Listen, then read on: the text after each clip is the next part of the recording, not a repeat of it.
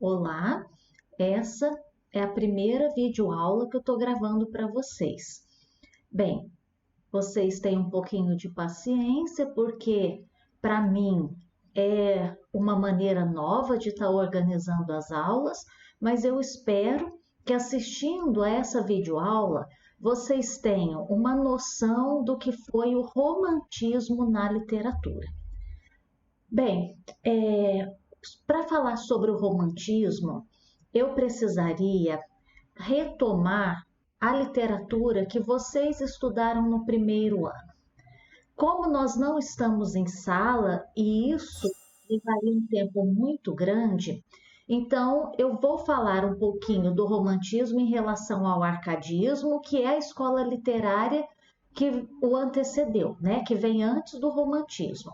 E depois a gente, num momento de aula presencial, se necessário, eu retomo com vocês alguns assuntos do primeiro ano. Então vamos lá, tá? Bem, então as origens do romantismo, né? Em que contexto surge o romantismo na literatura? Ele começa com a Revolução Industrial na Inglaterra, né? 1760, e houve nessa época um deslocamento dos camponeses para a zona industrial urbana. Então vocês já devem ter estudado isso em história, e se não estudaram, vão estudar a Revolução Industrial, e é a professora de história que vai aprofundar esse tema com vocês. Eu vou só contextualizar historicamente, mas não é minha área de formação, então vocês depois em história vão se aprofundar nesse contexto que eu vou apresentar hoje, tá? Então, nós temos que contexto histórico? Revolução Industrial acontecendo na Inglaterra, trazendo muitas mudanças sociais, econômicas. É século XIX, tá? Então, ela vai se espalhar lá pela Europa, vai surgir o proletariado, os trabalhadores, né, as fábricas, e todo aquele contexto. E o grande fato histórico que marca o romantismo é a Revolução Francesa. Quando a gente pergunta qual o contexto histórico do romantismo na Europa, a resposta é Revolução Francesa, que começa em 1789 e vai até 1799. Então, o que acontece na Revolução Francesa? Nós tínhamos os nobres, uma monarquia no poder, e a burguesia vai tomar este poder. Entendam aí por burguesia não a palavra como hoje a gente usa, tá? Mas a burguesia correspondia na sociedade francesa daquela época ao povo, né? A população que se rebela contra essa ostentação toda da burguesia, da monarquia, esse estilo de vida que eles levavam. Então, eles vêm para fazer essa revolução, né? Eles vêm tomar o poder político, tá? Aqui nós temos um quadro do Delacroix, tá? O título dele é Liberdade Conduzindo o Povo. Então, esse quadro, ele sempre ilustra os estudos do romantismo. Por quê? Porque nós temos a figura da mulher, que simboliza a liberdade. Ela é o retrato da liberdade conduzindo o povo, né? Então, nós temos aí uma imagem desta mulher empunhando a bandeira da França, as cores que simbolizam, né, a liberdade, a igualdade e a fraternidade, que era o lema da Revolução Francesa. E apesar dos mortos que estão aqui, né, na imagem, de todo o sofrimento trazido por essa luta, a liberdade vem altiva, né? Então ela vem trazendo essa esperança de mudança, que era o que a Revolução pretendia. Bom, então o romantismo coincidiu com a democratização da arte, gerada sobretudo pela Revolução Francesa, né? Então há uma revolução, a burguesia ascende ao poder, a nobreza sai de cena e agora a arte que vai se produzir precisa agradar a um novo público, a essa burguesia. Então, essa burguesia, ela tem dinheiro, mas ela não tem a cultura que os nobres tinham. Então, a literatura que agradava aos nobres não vai ser a literatura e a arte que irá agradar aos burgueses, né? A essa nova classe que ascendeu ao poder. Então, a arte romântica passa a ter um novo público, que são os burgueses, né? E aí nós vamos ver o que é que esse público quer consumir, que literatura eles querem ler, tá? Para isso, como eu disse, eu trouxe este quadro que mostra as diferenças entre o arcadismo e o romantismo. Então, o que é o arcadismo? É uma literatura que antecedeu o romantismo e que era uma literatura marcada pelo universal. O romantismo, ele vai trabalhar o individual, né? Aquilo que fala do ser, do indivíduo. O arcadismo traz temas que são temas universais. O arcadismo, ele busca o equilíbrio e o racionalismo. O romantismo busca o sentimentalismo, a expressão da tristeza, da melancolia, né, nos textos. Já o arcadismo, ele é impessoal e objetivo.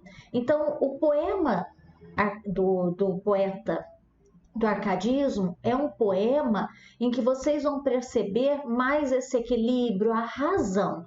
Já os poemas românticos, eles são muito expressão de subjetividade, de emoção.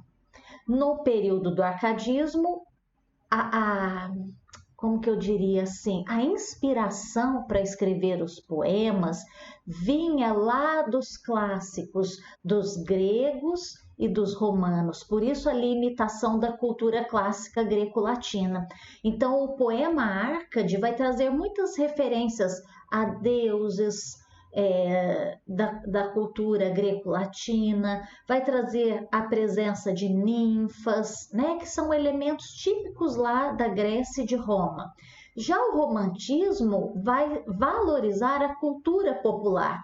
Então, chega de buscar lá no clássico a referência. Vamos falar do nosso folclore, vamos trazer os elementos próximos a nós para estes romances, para estes poemas, né? E enquanto o arcadismo se preocupava com o perfeccionismo da forma, na hora de construir o poema, por exemplo, o romantismo vai criar com muito mais liberdade formal. Então, o arcadismo são poemas assim que tem aquela métrica perfeita, né? A rima muito elaborada. E o romântico, quando ele escreve, ele tem mais liberdade. Às vezes os versos nem obrigatoriamente têm rima, às vezes esses versos, cada um tem um número determinado de sílabas poéticas, tá? Então, este quadro, vocês analisem, vejam que estamos falando de dois extremos. A literatura antes, ela saía da cabeça, era racional, era pensada. Isso era o arcadismo. E o romantismo vai para o coração.